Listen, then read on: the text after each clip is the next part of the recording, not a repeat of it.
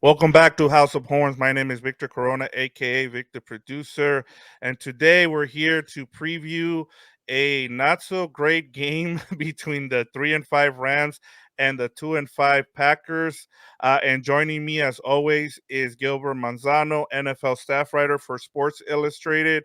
Gilbert, the Rams get another prestige franchise that they're facing, but the matchup isn't as enticing when you have a great schedule around the league for a week 9. How are you prepping for this matchup? Yeah, you're not excited for Brett Rypien against Jordan Love, and like, who cares about Dolphins and the Chiefs and the Bengals and the Bills and the Seahawks and the Ravens and so on and so on. But yeah, we're here to talk Packers against the Rams, and it's bad for both sides. Maybe worse for the Packers. I'm sure Packer fans who are Gen Zers have no idea what it's like to have a bad quarterback on their team. To see Jordan Love struggle, it's like what happened to Aaron Rodgers, or even going even further back to the millennials. What happened to Brett Favre? So unique times for the Packers and even for the Rams, who didn't even make a trade on the busiest day for trades, the trade deadline. So definitely teams that are different to the ways that they're used to doing things. Yeah, and we got a lot to get into, Gilbert, because there's the Matthew Stafford thumb injury. We got some news today, as we're recording on Wednesday. And then there's a quarterback who this old Rams quarterback who they said no to them, like a old, old girlfriend just denying them. So we got plenty to cover on here. As we said, we'll get to the latest news and notes, player matchups to watch, storylines for both teams, and keys to the game, and of course our game predictions. But Gilbert, before we get started on all that, what can people check out on the Compas on the Beat feed and what we have as well on the network? Yeah, as always, check out what we're doing on Compas on the Beat, the YouTube channel. Also, we're in audio, Spotify, and Apple Podcasts. And we always talk about the entire NFL there. We talk some Rams, but all 32 teams are involved there. And we just posted a video on the Raiders situation after firing Josh McDaniels and Dave Ziegler. So if you're interested in that, go ahead and check it out. And if you just want to know, what's to come in week 9 from all of those fascinating games I just listed not too long ago, check out the Looking Ahead show on Thursdays. We go live after Thursday Night Football. This week it's the Titans and the Steelers. I would have rolled my eyes, but I kind of want to see what was going on with Will Levis after a very sensational debut. But yeah, check us out on Thursdays, and obviously on Mondays after all the chaos that occurred in week 9. We do a recap on the Monday live show. So as always, keep tabs on Combos on the Beat for all your football news and notes and analysis and banter. And obviously, if you haven't subscribed to the channel, if you are stumbling on House of Horns, make sure to subscribe. And like we always say, be a compa, tell a compa.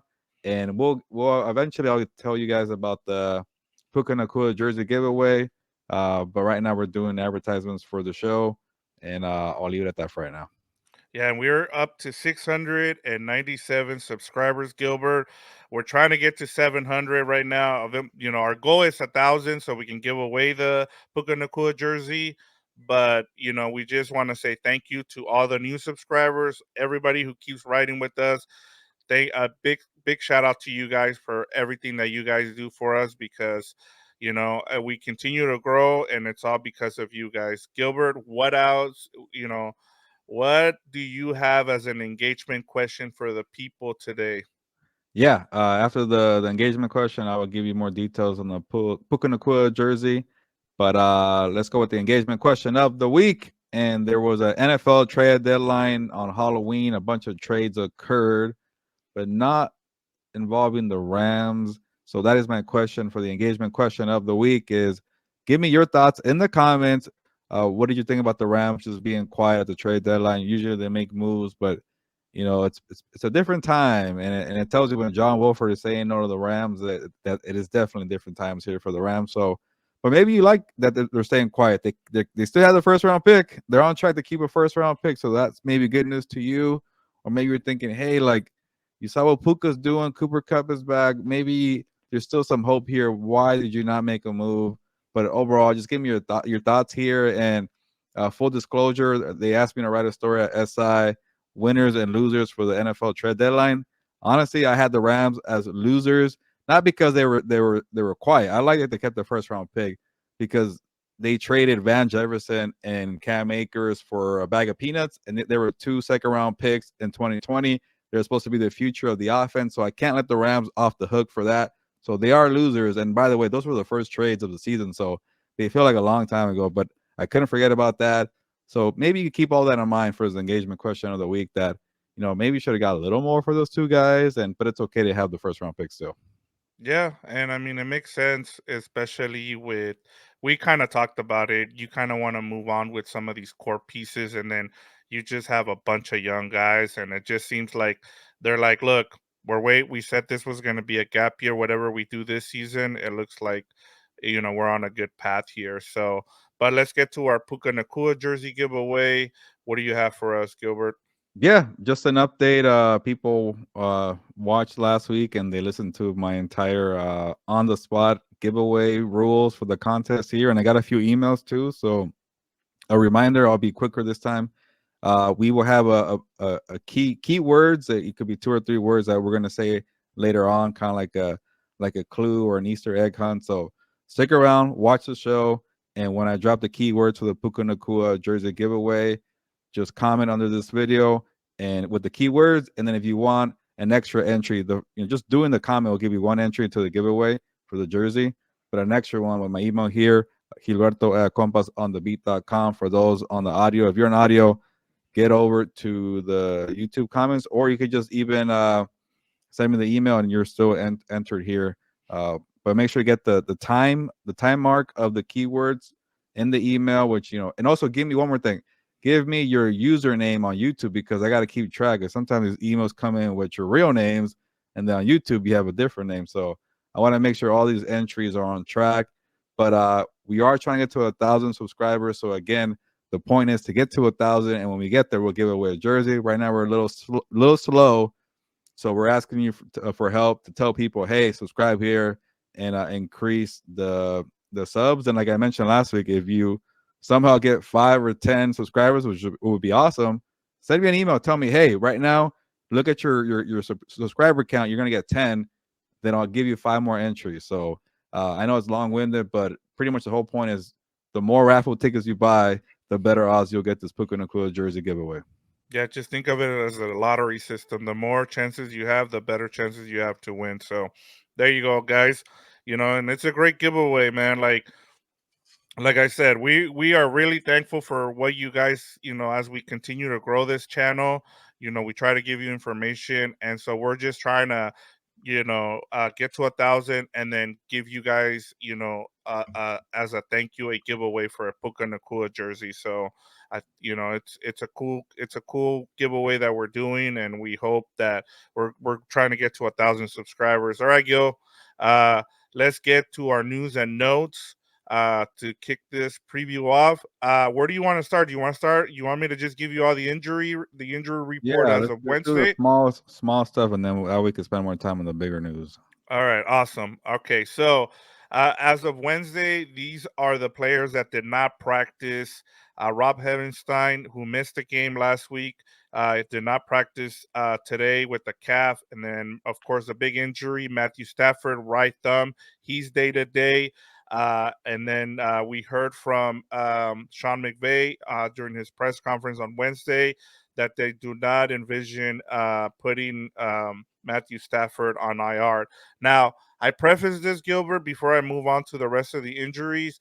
We heard the same thing, but a little bit different with the injury to the running back, and I'm Kyron Williams. Yeah. There we go.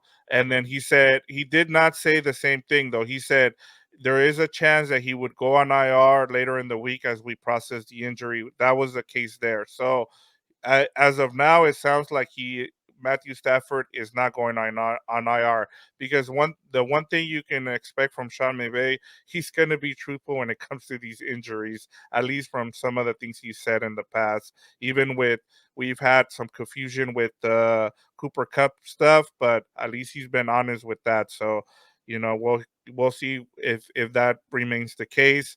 And then you have Ernest Jones, who's had been battling a knee injury now for a couple of weeks. He also missed, but it looks like he'll be able to play on Sunday, just like he has for the last couple of weeks. Limited, Kobe Durant with the shoulder, Laurel Murchison knee, Ben Skoranek Achilles, Puka Nakua knee, Ethan Evans ankle, and Austin Trammell with the hip were all limited, Gilbert.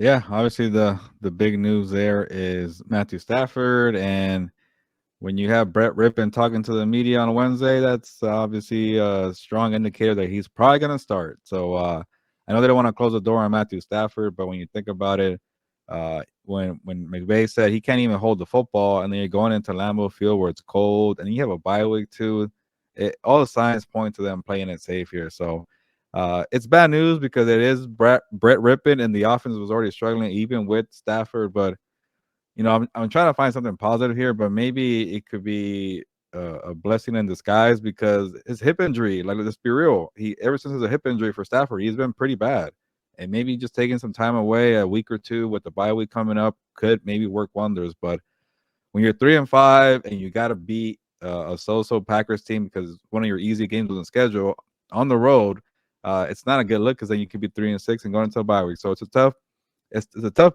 predicament that the Rams are in, and I get why McVay wants to keep the door open into the last minute. But if you can't hold the football and you're going to the cold weather, like it just tells you that Brett Rypien's a guy. And I don't know if we're supposed to get into it right now, Vic, but it's just kind of a bad look all around for the franchise for using your draft pick on Stetson Bennett because you thought he would be ready to be the backup. Whatever happened with him, he is not with the team right now. You still didn't really address it. You get a guy that his name is Dresser Win, but I think it's a fake name, to the practice squad, and you couldn't do anything better for the quarterback situation there. At least the Vikings went out and got Joshua Dobbs, so I don't want to let the team off the hook for that. But overall, it's been pretty bad. And one more thing, when he hit his hand on the helmet, memo to the Rams head coaching staff or the coaching staff, don't ask him to catch a football for a 2-point conversion in a game and get him blown out. And he dives and he actually injures the thumb there. So that's bad luck all around. Yeah, no, and I'm with you. That's a great point for you, from you there. And then, as you talked about, I know you brought him up, but yes, the Rams did sign Dresser Win to the practice squad after former Rams quarterback John Wolford said no to joining the team from the Buccaneers practice squad. And I think part of the reason I'm not gonna light you guys up. Like I'm not trying to guess Ram fans here, but it just sounds like I think part of the reason John Wolfer said no was because I think they probably told him that they expect Matthew Stafford to be ready in about when he'll probably miss this game against the Packers. But then when you actually think about it, as you pointed out, Gilbert, he's gonna be out for 3 weeks if he misses this game, plus the bye week, plus the week that he's going to have in preparation for the Seahawks game when they play at home on November 19th. So that gives you 3 weeks. And I think by then it was like, okay, if I don't have a chance to even play and play right away for the Rams, what's the purpose now? And in a negative way too, Gilbert, you could say maybe he didn't have a good last season with the Rams, and he's just like, look, I don't want to go back to that. I don't want to deal with that. So there's two ways of looking at it, there, Gilbert. I don't know what you think. Yeah, because it's kind of a negative time for the team that I want to go to the negative side. And I was there for John Wolfer's many games that he started a year ago. He took a lot of hits behind a very bad offensive line. That's why we saw Bryce Perkins play a lot last year. We saw Baker Mayfield came into the fold there because he couldn't stay healthy. So why do you want to go back to that? And then also speaking of Baker Mayfield, like he might not be the starter for a long time in Tampa Bay because that's what Baker Mayfield does. He's up and down, and if he goes really south, hey, maybe Wolford gets to play there. And why move all the way back to LA when you're getting acclimated to the Buccaneers? So I think it's more about that. Like, hey, I have a chance here. I'm gonna wait it out.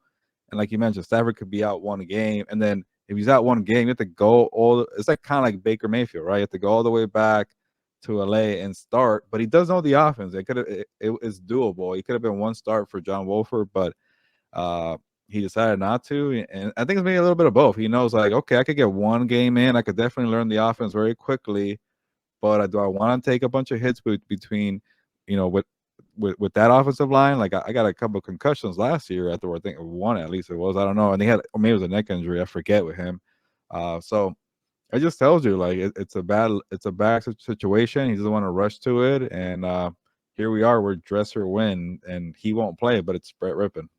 Yeah, and Dresser Wynn was in training camp with the Rams, so it kind of makes sense. Someone that knows the offense. The other thing I kind of wanted to go over with you, Gilbert, is like, okay, I've heard this a lot. One name that you brought up was Stetson Bennett, and I know there's a lot of frustration with the draft pick, with the fourth round pick, and I understand the frustration there. I get it, but at the same time, it was a fourth round pick. Like you've already hit on a bunch of picks. Like I understand why waste a draft pick for someone that you knew wasn't going to be ready to go, especially when this was going to be a season. You want to draft someone who you can develop as a backup, not somebody who is probably gone now at this point, because he was Sean McVay was asked about him and apparently he's doing well, but it sounds like he's not going to be back this season. So now you're stuck with, someone like, Brett Rypien and Dresser Win. Now, the other thing I wanted to bring up with you was why not go and get someone like Carson Wentz? Why not go get someone like Cole McCoy, Teddy Bridgewater, guys that are out there? And as we talked about now, we've made this point is if he's only going to be out one game, what's the purpose of bringing those kind of guys? Or should you have a backup with a name behind him? It's tough because when they got beat down by the Cowboys, you start asking yourself like, is it even worth it? And it's like two things. Like you said, it could be the one game, and it's like, okay, is it worth it? It's gonna be one game you can manage there.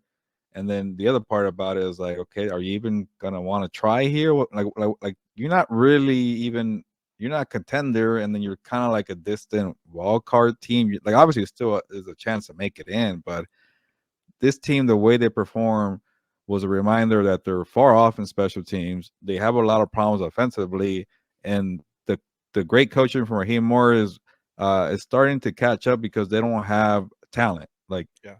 these things are all falling apart for you. So you got to maybe ask yourself and realize, hey, you might not go anywhere here. So let's just kind of go with Brett Rypien. Like, what else can you do here? And yeah, and a lot of teams do this for I don't know. Like it's one of the biggest mysteries in the NFL. A lot of teams just ignore the backup position, and like you say, they try to develop one that knows the system. And these guys are all backups for a reason. Like even guys who are talented, like Gardner Minshew, like he's struggling because he's not supposed to play every single week. Like he's supposed to just come in and relief work and spot work because you can't find 32 good quarterbacks in the NFL. It's one of the biggest mysteries in the world. I think about it all the time. Not Yeah. really, but it is, a tough scenario. It's kind of like, okay, should we go young and develop a guy to stay here for a long time, even though we know he's not really a starter, but to have like a Chase Daniel or a Chad Henne, that pays off. Just kind of be a spot starter or emergency quarterback, and the Rams were trying to do that, and they whiffed on it because, like let's face it, they reached for Stetson Bennett. They could have got him later on too. So uh, who knows what happened behind the scenes there? But it's starting to hurt them right now, and they never really ever addressed it. They never went to go get somebody else. But what else can you really do to get besides Brett Rypien? Are you gonna go trade for a Dobbs or Jacoby Brissett, or I don't know, one of these guys? Like maybe before the Cowboys game, maybe you would have done it, but right now, it's kind of like, man, like you really start asking yourself, this team is not close to being a playoff contender. And if they somehow get into a wild card, we all know what's going to happen. I'm sorry to be this person right now. Maybe at this point, it's like, yeah, we're doing the right thing here by being quiet and keeping our first round pick, and it could be a high one. Yeah. And I mean, before we get to the Packers storylines here, I just want to, the next thing was, well, why did they stay pat during the trade deadline? And that, I mean, it kind of tells you where they're at, Gilbert, like you mentioned. I guess my question is, what are they? If they're only trying, the fact that they only put they didn't put Matthew Stafford on IR kind of tells you that they're still in that in between. And we've talked about this. You don't want to be in the middle of a group like when it comes to the NFL. You either want to be really bad or you want to be competitive. You're 3-5 with Matthew Stafford right now. Of course, you've had a tough schedule, and that's a good reason to think, maybe in the back end of the schedule you can get hot and maybe earn a 7 seed. So I guess for Ram fans going forward, is it, what do you want? Do you want the team to tank, or do you want them to try and go after that 7 seed? And I think it's hard, like, as a team who, I've always brought this up with you, Gilbert, is, in Los Angeles, you're competing with the Dodgers, you're competing with the Lakers, you're competing for storylines, for headlines. And so I think because you're the Rams, you kind of have to go after that 7 seed, even if it costs you an extra, slots in the draft. You know, I'll go the other way here because they already. I think they're ahead of schedule with the rebuild because of what you saw with Puka Nakua, Byron Young, Steve Avila. Like these guys know how to play. You found out about your rookie class, and now things are not going your way. Like that's why when you play the Cowboys, the Bengals, the 49ers, the Eagles, you're not on that level. Like how many more games do we need to see that they're on different leagues there? So people don't like to admit it, but you got to get that higher draft pick. It really just change something that could change your fortune. Sometimes though, the football gods like to reward the teams that don't tank, like the ones that Yeah. sometimes if you're competitive, you'll get rewarded too. So you don't want that bad juju. But I just feel like uh I get why they're not really going after a quarterback to help out with the Stafford injury, or why they didn't make a big trade here, because what is the 7 seed really going to get you here? So uh, I see this team probably fading, but I just know Sean McVay won't let that. But you're not going to go, if you're listening, you're like, okay, McVay, go coach your butt off. But like, I'm not going to go add talent for you. Like, just make it work and let's see where the chips fall at the end. I like that approach. It's kind of like, you know, the Cardinals like deceived them. They were trying, but they won that one game. Now it's like, okay, we've done enough. Okay, we've been competitive. Now let's really suck here, and that's what they've done. So, they did their part there, but you could tell now they're actually a little bit kind of tanking. But I know they're trying to get Kyler Murray back, so maybe that my point here is wrong. But there's something about that. Like when you don't tank, usually things work out in your favor. But I think a natural progression is going to occur here, where like this team is not good enough to make the wild card. They'll be in the mix though, and we'll see. Like if they get like 7 or 8 wins, and maybe you're like the 16, 17, 18 team in the draft. Who knows? Maybe you trade up. Maybe the aggressive Lesney comes out and he trades up, and yeah, that could be. You guys go. You guys, the listeners and viewers here at House of Horns, you can comment and say, hey, you know what? I just want to see this team compete. I don't care what happens, as long as you're competitive, and whatever happens, happens. So uh, that's not a bad approach too. But I just don't know what the sevens he really get to in LA. You know how tough people are here. They want like championships. They want exciting football, not what we've seen since the Colts game. Like it's been pretty boring football from the Rams. Yeah, and it's starting to, fans are starting to get frustrated, especially with the offense. That's the thing. Like, you have a defense that's kind of patched up, with tape at this point. And then the other thing I thought about as you were talking was Lesney. Like, I wonder how, what he was doing, for these last week. Where was he tempted? Was he's like where he, where was he on, like, on the computer, like, or did someone take his phone away? He's like, Like, no, no. you're not getting rid of these pigs, man. Like, we need these for the Yeah, future. he's So seeing the Seahawks and the 49ers make moves, and he wants to call somebody up, and he just keeps saying no, no, no. Like how yeah, coaches have a get back guy. Like maybe he has like a yeah, get off your phone guy. Like, just smacks it. Like like yeah. it is kind of a strange scenario for Lesney, but so far they've been true to it. They've been committed to this like different approach, and like I mentioned, just being competitive and see what happens. Yeah, especially when you have a really good draft and you're able to find starters. You have starters.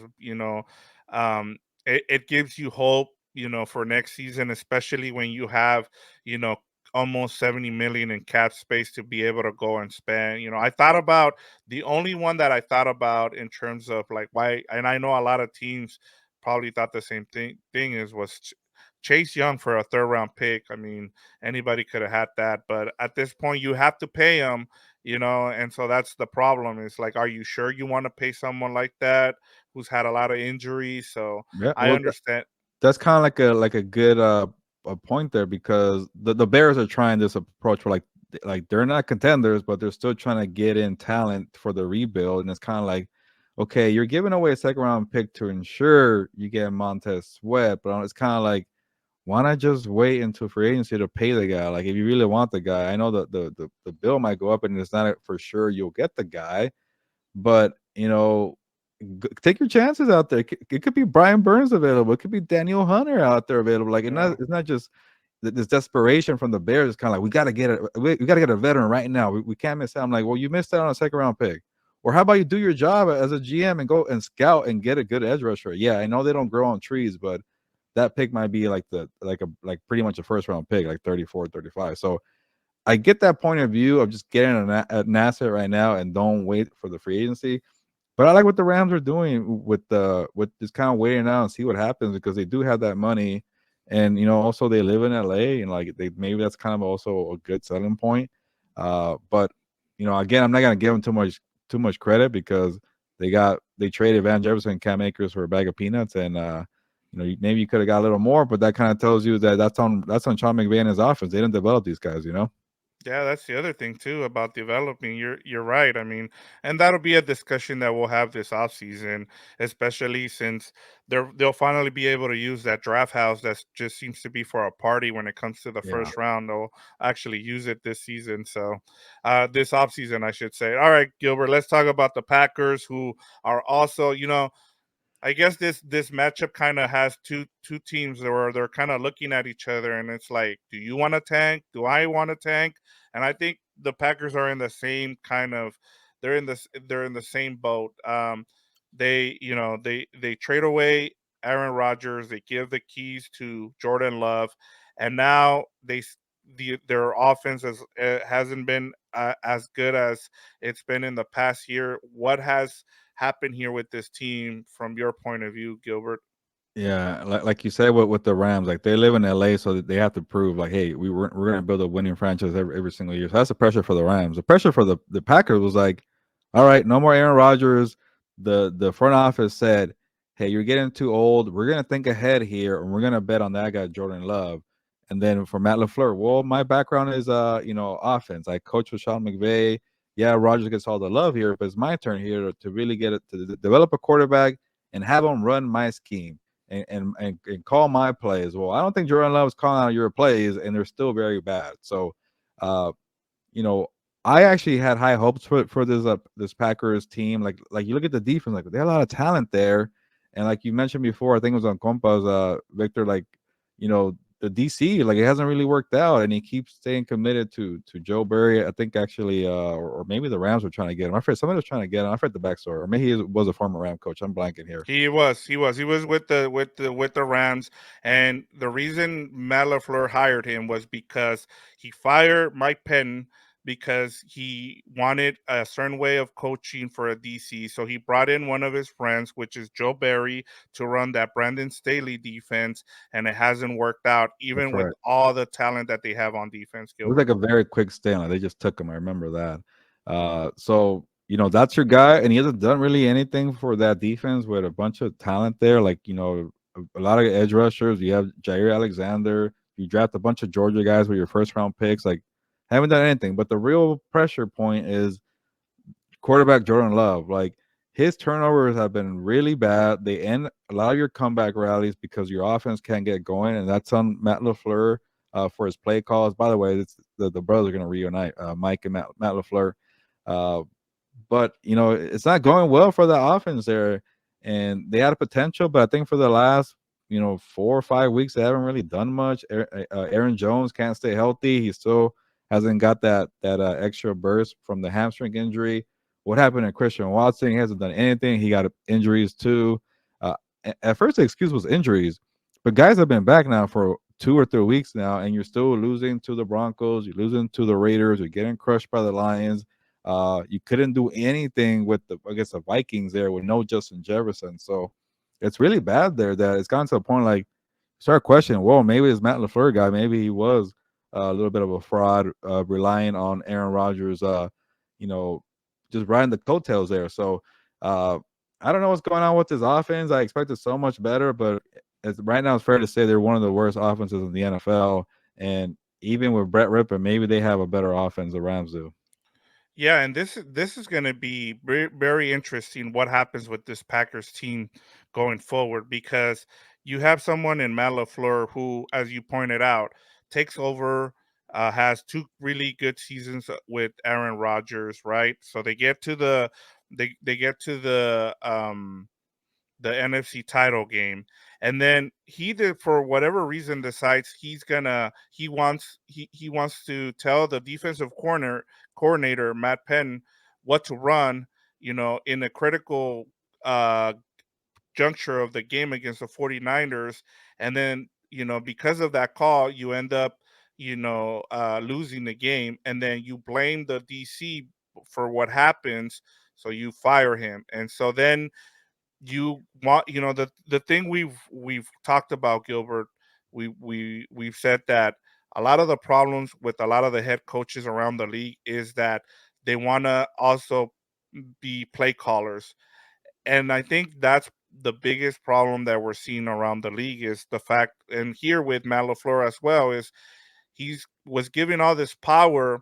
And so he started hiring the only guy he fired was Matt Penn.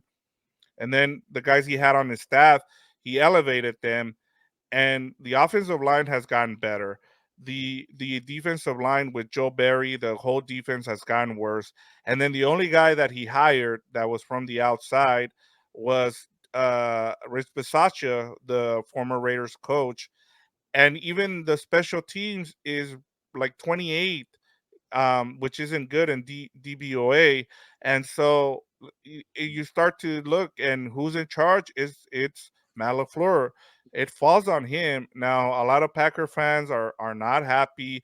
They wanted, as we go into this matchup, they traded Rasul Douglas. They wanted some of those veterans to be traded to get draft picks. It's like either start the rebuild, and then, like I said, they're in the same position as the Ram. Either start the rebuild now or try to be competitive. And I think that's where you get in trouble, and that's how you lose your job. We just saw Josh McDaniels lose his job because they couldn't figure out what they wanted to do. They wanted to stay relevant. And I think that's the same thing that's going on with the Packers right now. And Matt LaFleur might lose his job because you give him all this power, and there's gonna come a time where I think his name is Gutekunst, the GM is gonna say, "Look, I gave you what you wanted, but now I'm gonna step in and I'm gonna hire my own guys." So that's where I think the biggest storyline is with the Packers. Yeah, and you've been prepping Jordan Love for the last 2 years, and it started off great, but now teams have tape on him, and they've been adjusting, and he's been throwing interceptions, and now it's gotten to the point where like he's lacking confidence, and that's on the coaching staff. Like you can't have this guy out there, pouting or like getting in his head. So he has a great skill set, a strong arm. He's a mobile guy, but they haven't done anything to help him out, make things easier. We see what happens with Will Levis and the Titans. Like sometimes just make it simple, play some play action and bootleg, and like, all right, whatever's open, first read, make it easy. And nothing's working for the Packers here. And I know we were debating about the Jordan Love scenario, but about his contract, but he's looking like he made the right move because they could have easily just said, okay, we didn't pick up your fifth year option. Get out of here, Jordan Love. You actually are terrible. He took less money here. Where's that? The light come on. You did that? Okay, cool. No, I Uh didn't. That just popped up. that is weird. But Yeah. Jordan Love said, you know what? I know you have a decision to make with the fifth year option. I'll take a little less, but just pick it up, give me some guaranteed money, and that kind of gives me a 2 years to prove myself. So it's looking like the right move.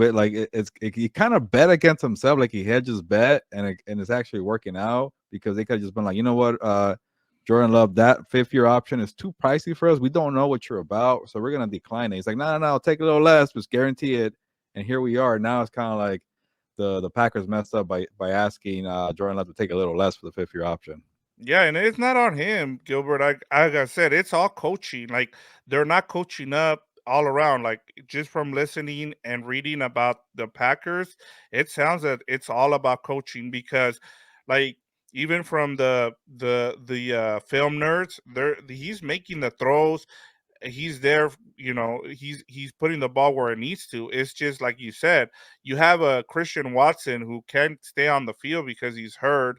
You have, and I've even saw where there was some routes that you saw them running with him earlier in the season, and even in preseason or training camp, that you're not even seeing now. It's like, where did all this play calling go? And then Aaron Jones, he can, they say, oh, we're gonna get him more involved, and they give him 10 touches, and it's like, is he hurt or is he not? And it's just right now they're in a state of flux with this team, and I understand the frustration that Packer fans are going through. So, but unless you have anything else on the Packers, Gilbert, we can move on to player matchups.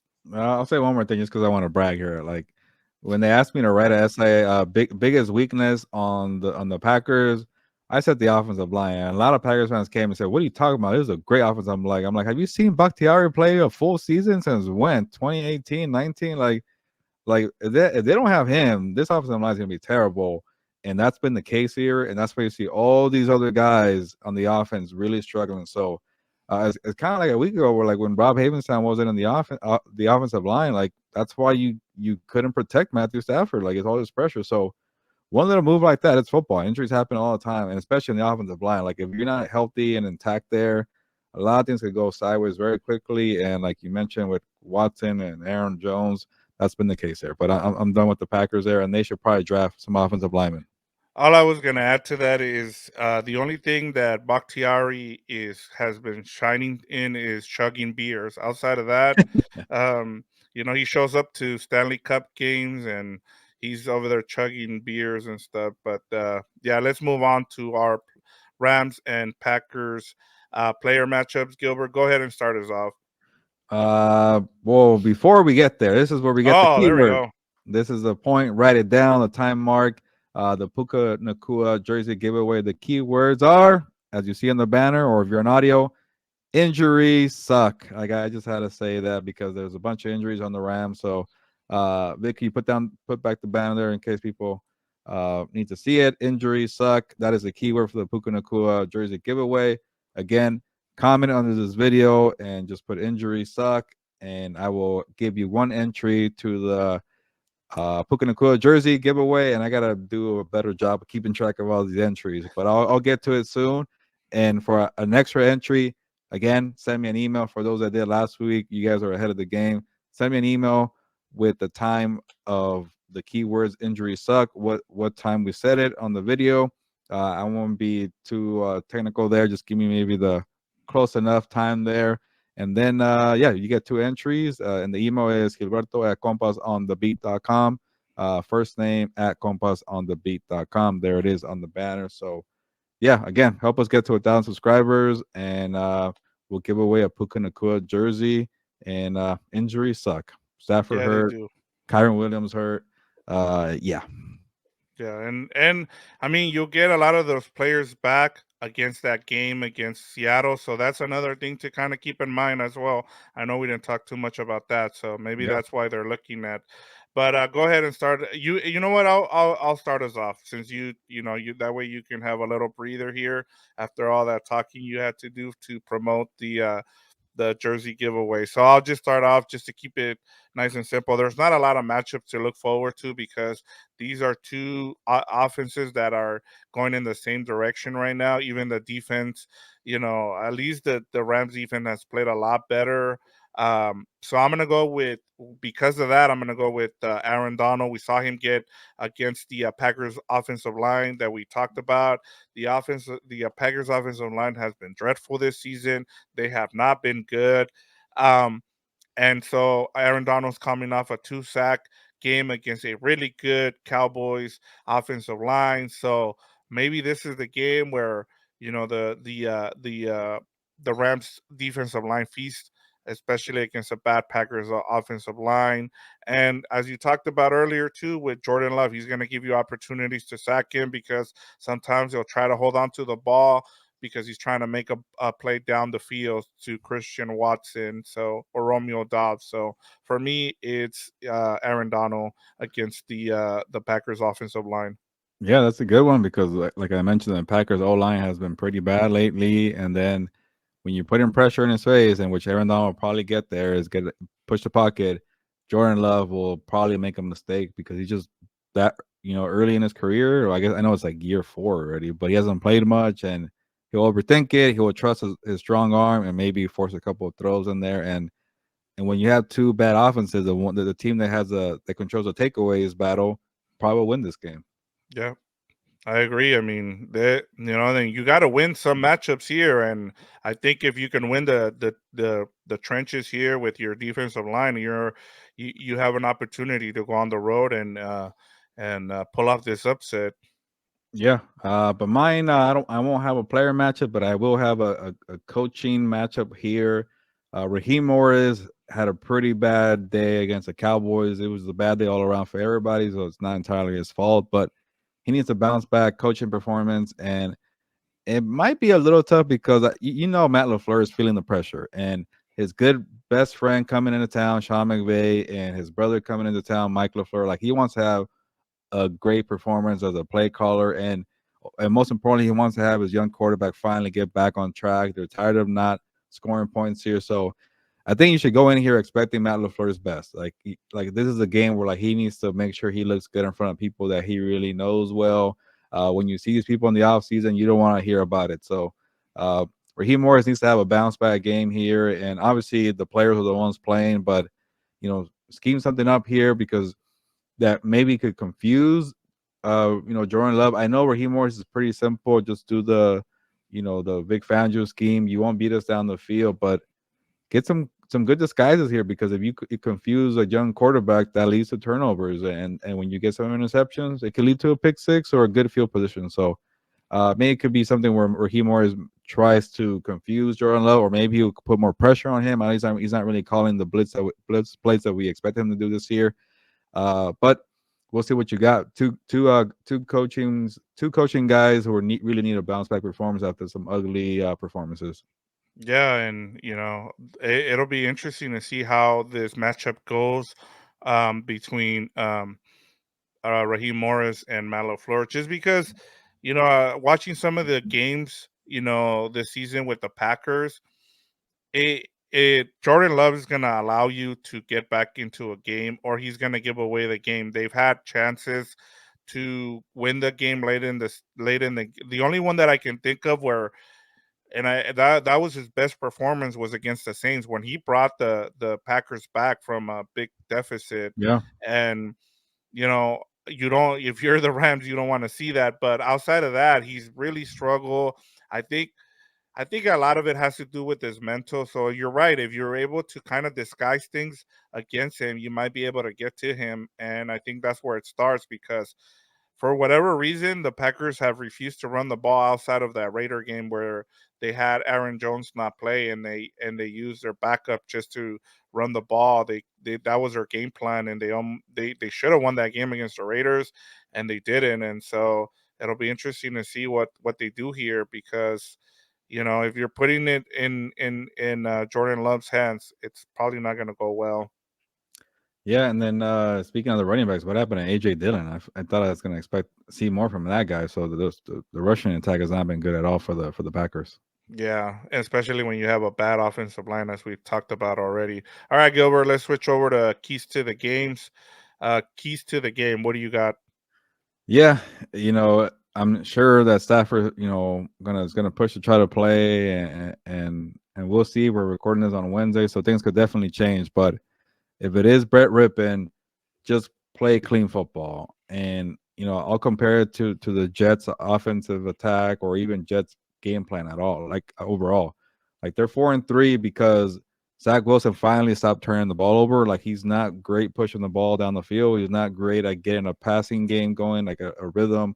He's not great at creating explosive plays, but just get in rhythm and throw some quick passes to Garrett Wilson. It could be 4 yards, whatever it was.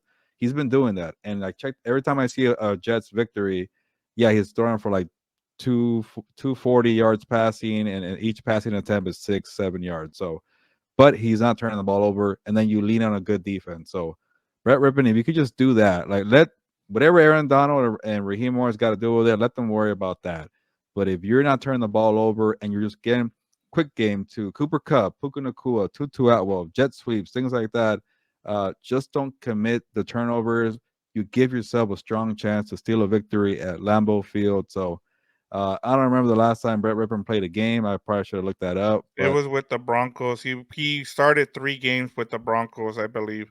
yeah, it might have been the year with Teddy Bridgewater, and they had like a revolving door there before uh, Russell Wilson arrived, and they that who knows what's better. But that's a different topic for another day. And yeah, Rypien's gonna probably get you those 200 passing yards. It won't be like anything explosive, but just don't turn the ball over, and I think they'll be okay. Yeah, and especially with Joe Barry playing that same, prevent defense kind of thing where or explosive plays, I should say. Brandon Staley ran with the Rams when he was here. Um, you're right. I mean, I'm right with you as well. Like you talked about, Matt Lafleur and Raheem Morris matchup. For me, it's Sean McVay and Matt LaFleur here. Like if I'm Sean McVay, I run the ball here. Uh, we know that that's another thing with these Vic Fangio defenses is you're able to run the ball. So run the ball and control the clock in this game, and you'll be able to win this game, as you talked about. To go along with what you just said, keep the game clean. Um, Brett Rypien, if you're able to control, like do like little kind of like what you saw from the Bears a couple of weeks ago against the Raiders, where they just kept it simple for the quarterback there. They had him do quick passes. They relied on their running game, and then just hope that your defense holds up against the other team. And I think with how the Packers are struggling, I think this is a good recipe for Sean McVay, especially against one of his mentees. Just run the ball and then control the clock, and I think you can get out of there with the win, Gilbert. Yeah, I know Daryl Henderson and Royce Freeman are not the best options, but they've been giving you a solid. I know maybe the Dallas game there, you kind of forget about that game, but before that, they got you 60 yards apiece, and you know they're doable against his Packers defense. But you kick yourself and thinking like, oh, what could have happened if they had Kyron Williams here? But Yeah. you got what you have, and you got to make it work. Yeah, and especially if you use those two guys, you should be in a good spot here. Like I don't see this. I know it's not going to be the prettiest game to watch. When you have a bunch of other good games going on in week 9, but I think if all you care about, Gilbert, here, if you're a Rams fan, is just getting the win. You don't care if it's an ugly game, which we think, as we're gonna segue into next. It doesn't matter whether it's a low scoring game, if it's an ugly game.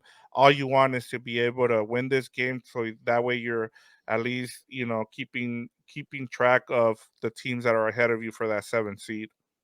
Yeah, and yeah, I'm ready for this betting spotlight because I just saw All right. that. There you goes. Yeah. All right. So the Rams are 3-point underdogs, and the over/under is 39.5. So last week you went with the over. You were right. You also said the Cowboys would cover. That happened. I was 0 for 2, I think, because I went with the under. So go ahead, and what's the right side of this line?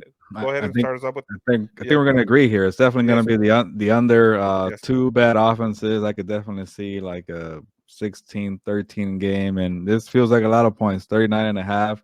So I'll definitely take the under here, and uh the Rams 3-point underdog.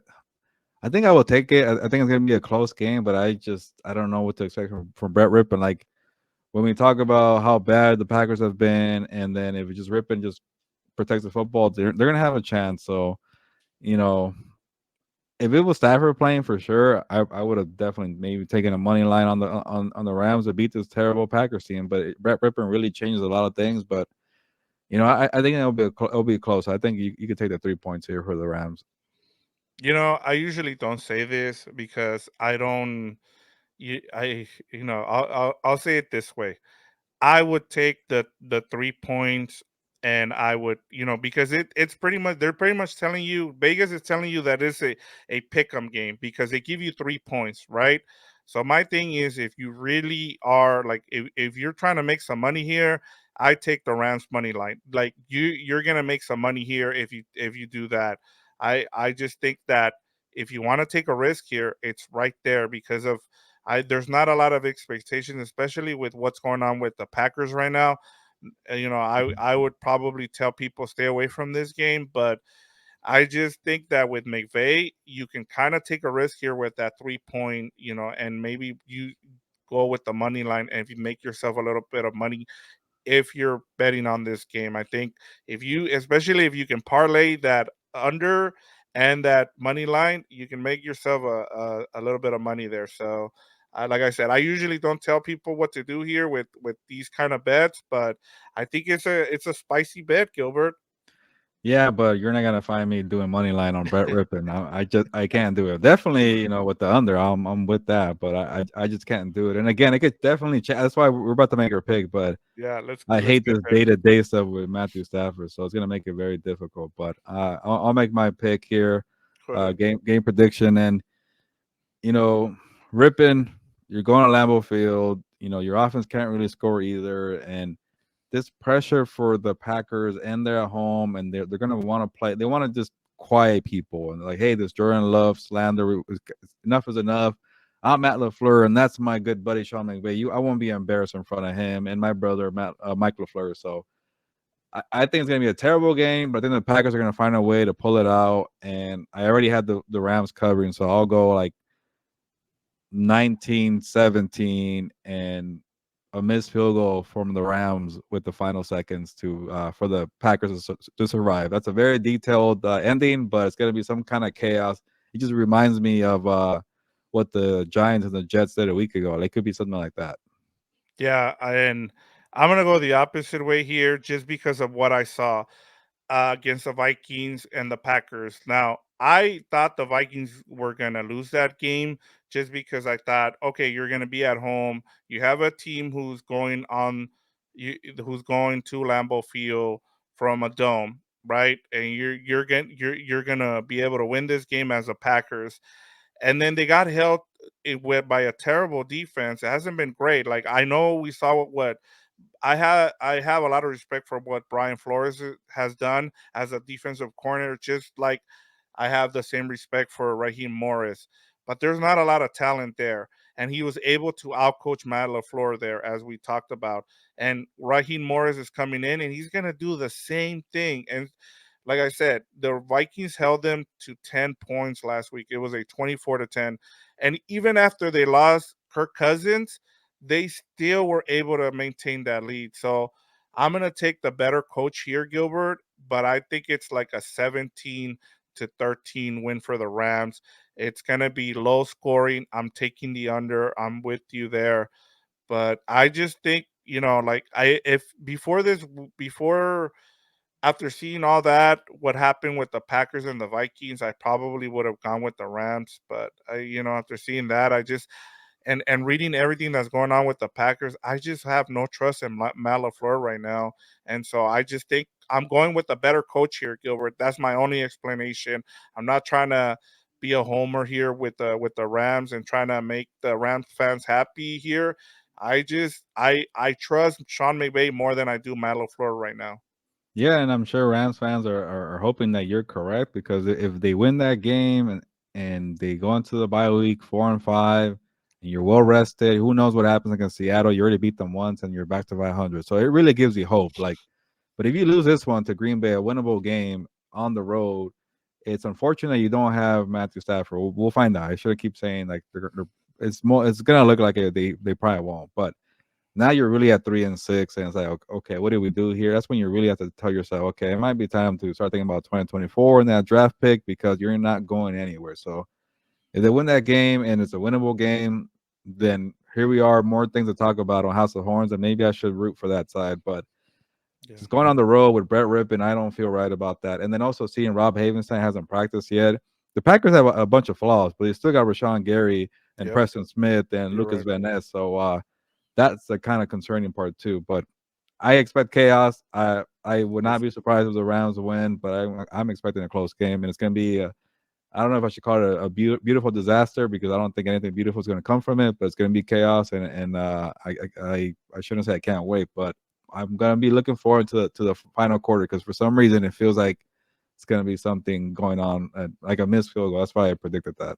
Yeah, this is going to be the one game that not a lot of people are going to tune into on that early 10 a.m. window, unfortunately. But hey, like when you have a lot of good matchups going on in week 9, it's hard to blame people. But just want that's it in terms of our preview. We just want to give a big shout out to everybody. Thank you so much for staying with us. We have a lot going on, all around our network, so please check it out. Continue to subscribe, tell people about it, be a friend, tell a friend.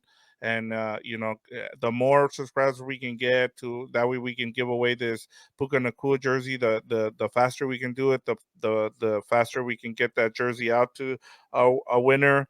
And Gilbert, what do you have going on at SI that people can go and check out? Yeah, if you want to read that winners and losers column that I had for the NFL trade deadline and see why I had the Rams as losers, it was a tough. It was kind of tough because I do like that they kept the first round pick, but I just trading Van and Cam for nothing kind of doesn't sit right with me. But you can read that, and then I will be giving out mid-season report cards for the NFC. My colleague will do the AFC, so I will have a Rams grade for the mid-season point. Next week, we'll see what happens. This week, maybe I'll be a nice grader if they beat the Packers, but so far they kind of been so-so, right? So that kind Yep. of tends to tell you they're kind of getting by. I don't want to give away my grade just yet, but a lot of things could change for Sunday. We'll see how they come out. Uh, but yeah, this midway point is keeping me busy because the trade deadline was chaotic, and then now people like to do the looking back before we look to the second half of the season. Yeah, and but that brings our preview of Rams versus Packers to an end, Gilbert. I don't have anything else for you, so go ahead and close us out as we head into week 9. Can you believe it, Gilbert? We're at the unofficial midway point of the NFL season. Yeah, we made it, and if you're going to Lambeau Field, I think there was somebody here who watches House of Horns that lives in Wisconsin. Stay warm out there, and say hello to all the Rams fans that made it from LA because they're gonna be cold out there. Well, I haven't even checked the weather, but it's gonna be a lot colder than it is out here in sunny LA. So, yeah, hopefully, if you're going to the game, have a good time. If you're watching from home, hopefully it's a good outcome for you. But on that note, ya nos vamos, pues vámonos.